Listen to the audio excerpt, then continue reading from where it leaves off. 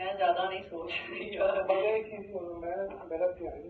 मेरी गल सुन, इत्थे साफ बैठिया पता लग रहा कि सामने दो कैमरे साफ क्लियर पता लग रहा।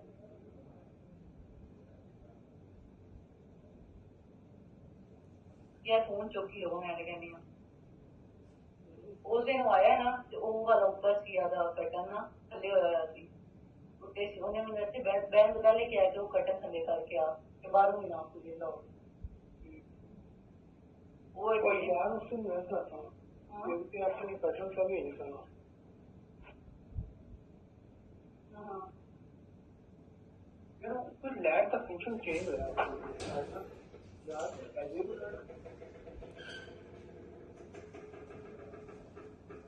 वो वाली ऑन करके ए वाली ऑफ करना वो वाली ऑन करना ते ए वाली ऊपर वाली ऑफ कर दे थल्ले आ लगे हां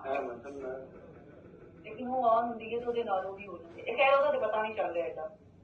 ਉਹ ਨਹੀਂ ਇਹਨਾਂ ਨਜ਼ਰ ਆ ਰਿਹਾ ਮੈਨੂੰ ਉਹ ਨਹੀਂ ਇਹਨਾਂ ਕਲੀਅਰਲੀ ਨਜ਼ਰ ਆ ਰਿਹਾ